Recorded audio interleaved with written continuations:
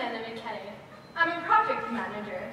I get to work at 7:30 a.m. I leave at 5 p.m. In between my meetings, I answer phone calls, messages, try to avoid my boss. One always has a boss. You have a boss, your boss has a boss, there's politics the whole way. Sometimes you have a good boss, which I've had, and other times you have a Satan boss, like the one I have now. We sent out a notice saying the Brotherhood of Cubicle Cuties would like to have a Christmas party. I got called in and she said, "You can't start a union here." I'm just looking at her going, "You should be focusing on the fact that we haven't delivered any work in 2 months. I've worked in a lot of different cubes. I've worked in half firewall cubes. I've worked in whole hot cubes. At this one job, they didn't even have any cubes. They were just desks. 8 of us all had little desks with little phone lines, buttons that light up when you're on them. I'm going, oh, my career's really taking off now. I decorate the walls of my cubicle with posters. I bring in flowers. I put in my favorite ceramic lamp. These little things on top of the computer, we call them computer gods. Well, I guess I have more things than a normal person would.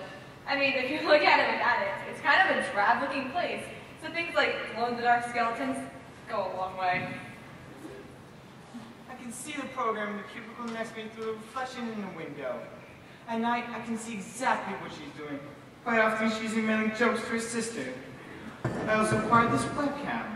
I set it up so it points behind me, and there's a little window on my computer which is the webcam picture. When somebody walks up behind me, I can see them. This one guy in the corner of my room talks very loudly on the phone, so I'm built into his personal life to a great extent. He's talking to this girl he loves, and his mom's giving him hell, stuff like that. One time I walked over to him and said, "Hey, you know I can hear everything you're talking about, right?" Now all I can hear is so I know something sensitive is going on. This industry is highly hit by mergers, which means significant layoffs. I've been through 2 of them. My mentality is quite different than those who are 20 years older, the lifers. You see, I have no real sense of loyalty because I know they have a business to run and they will lay me off if it's prudent. I accept that, but for people 15 years senior, they've given their life here for a few music bucks or tossing us pie. I'm like, get over it, it's a different world. I don't perceive that anyone my age thinks that if they have a job for life. What they really think is, okay, I'm going to get as much as I can from this company, then I'm going to move on and make more money. Jobs are not big enough for people. When you ask most people who they are, they define themselves by their job. I'm a doctor, I'm a radio announcer, I'm a carpenter. When someone asks me, I say, I'm Amanda McKenny. And at certain points in time, I do things for a living. I'm Roxane Winship, and I'm a gal who likes to work. Some people enjoy tennis, I enjoy work. I enjoy being the woman that everybody looks up to. I like the responsibility of having thousands of people working for me. In our world of money, money management is the hottest job there is.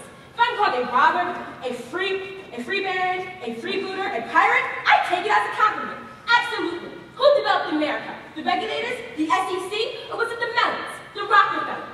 I mean, tell me, what bad did these guys do? Rockefeller shut down some workers in the copper fields, and some said he exploited them. Absolutely. And who benefited? They're still Standard Oil. Mellon's Bank is still around, isn't it? Excuse me, Miss Winship. You asked me to remind you about an overseas call coming in 5 minutes. Look, I'm going to have to cut this short. I want to get on the phones before the market closes overseas. Everybody works long hours these days. If I want to get in there, I have to get in there quick. I believe kids work harder than ever before. If a kid wants to make it, he's got to be willing to work long hours, go to school nights, and learn federal policy. See, you got to know how to outsmart the regulators to make a profit. Christ, if you can't outsmart one little government staff member, you don't deserve to come to work in the morning. You know, I always wanted to be a teacher, and I should be their teacher. But they don't want people in the business world. They want people in the academic world with formalized and, I think, empty training.